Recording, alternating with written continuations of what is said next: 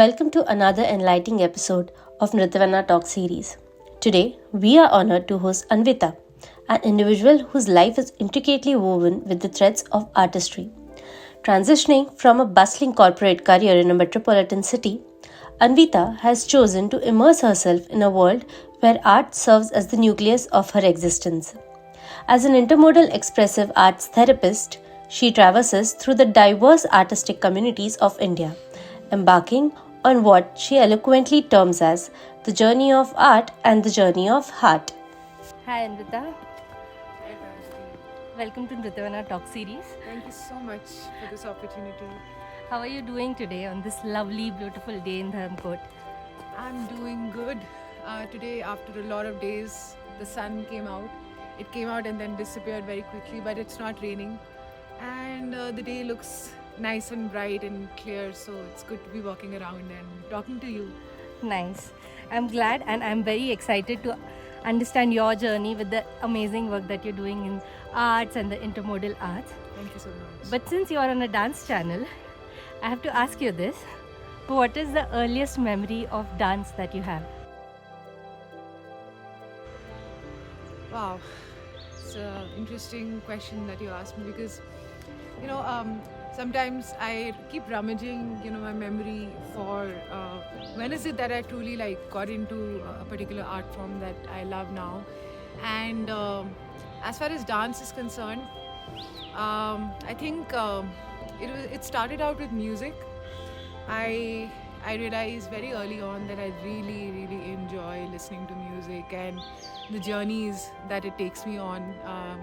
I can really step into a dream world and stay there for many hours where I'm a character in that story. And as a child, I would love to listen to music and to dance while looking at myself in the mirror.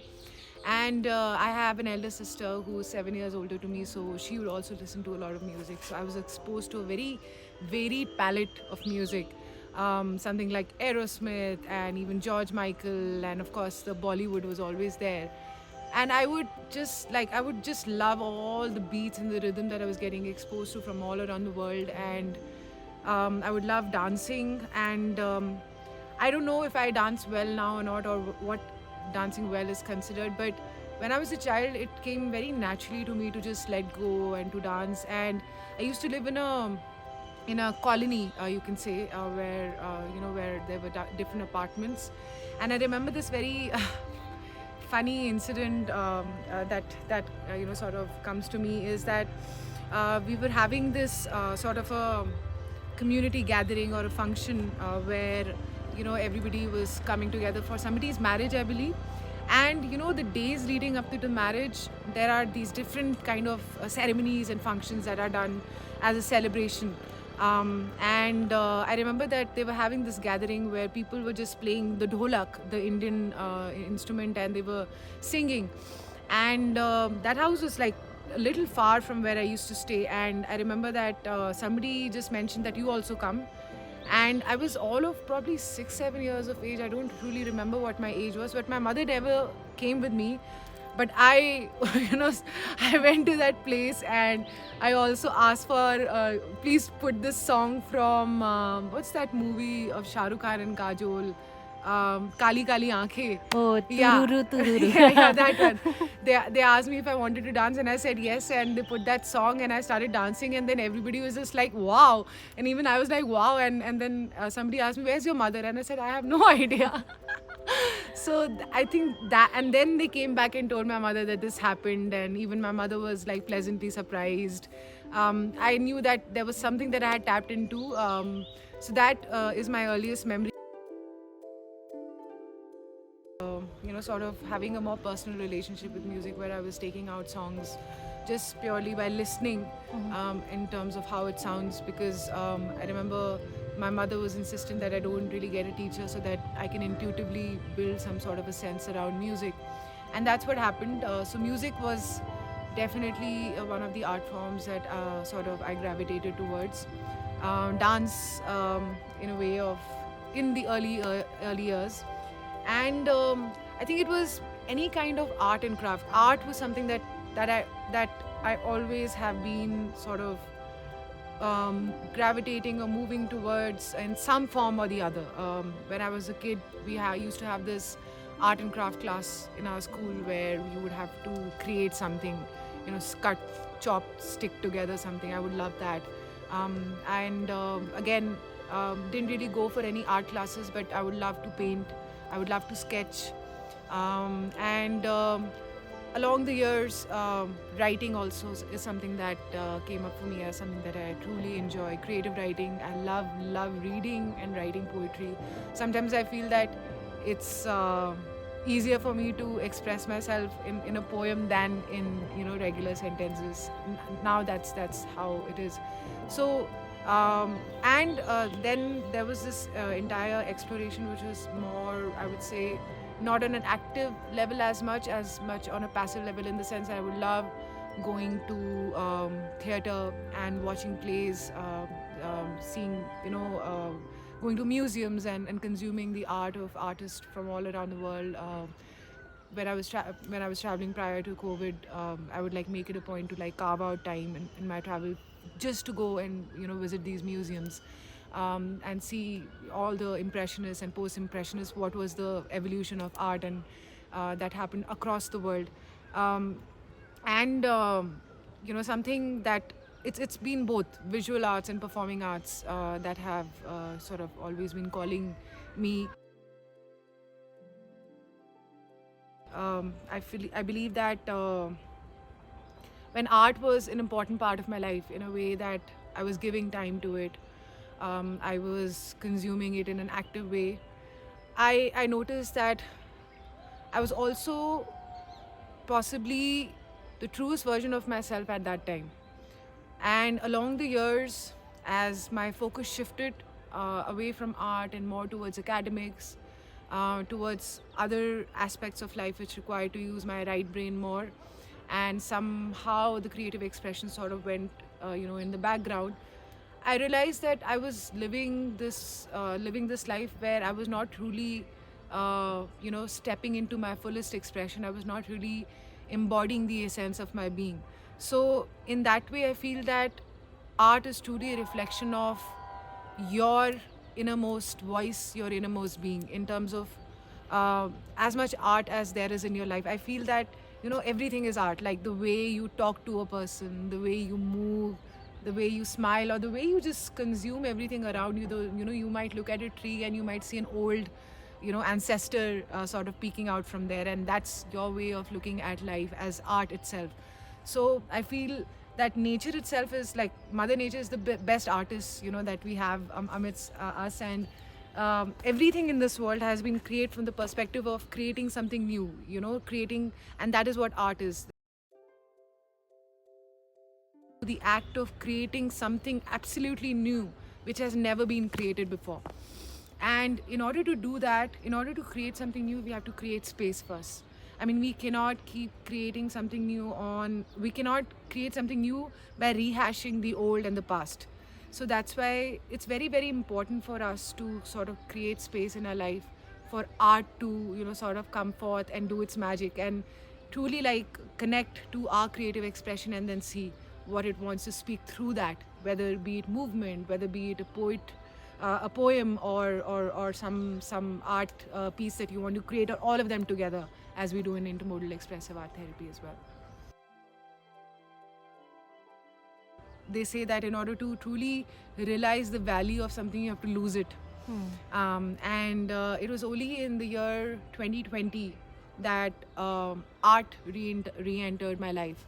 There were a bunch of different life incidents that happened that truly like made me stop in my tracks and like look at what I'm doing, and truly take a hard look at who I've become.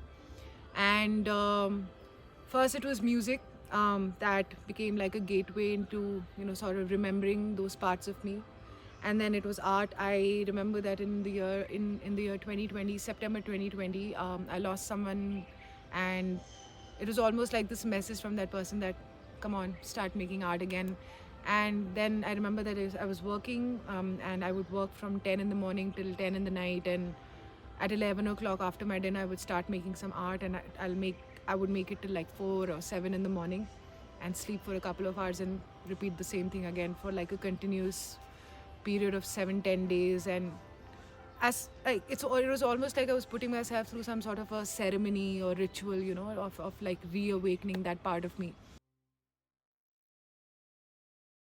Bhavan Arts Collective is a space that I have built in Varkala in Kerala. It is a arts and community space that was built with the intention of creating a safe container for people to come and give permission for their inner child to come out and play. So in this space, what I did was art journeys, art and music journeys. So we would pick up a theme. So something like, for example, I want to reactivate the imagination of the inner child within you. So there was this experience that I create, or this journey that I create, called Remembering with Love. Because all of this remembering and going back to the ways of art, to the ways of heart, it feels like remembering. It doesn't feel like you're being given some new information. It feels like you're just remembering your essence again. As a somatic practice, I see movement as something that allows you to move your stuck emotions out of your body. So emotions essentially is nothing but energy in motion. And there are certain emotions that we experience that are passing through us that sometimes overstay their welcome. So movement is a great practice to get those emotions out of your body, and to truly lighten yourself up of everything that's skunky, that is still weighing you down.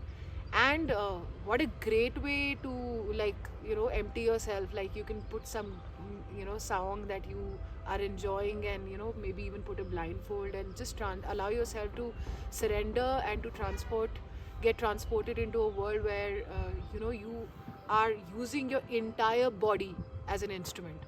So people who play the guitar, they say that you get into the flow and you become one with the instrument. Like, there is no differentiation anymore between the instrument and you. Movement is a great way where intrinsically your entire body is already an instrument, and you have to tune it. It is such a great way to tune into the intelligence of your body. I'm not worried. I believe that art is the language through which the creator expresses itself through us. It's the language where we become a channel, and there is no AI technology that can become superior than the creator, than the universal force or God itself. So I'm pretty chill about that. Such a beautiful question.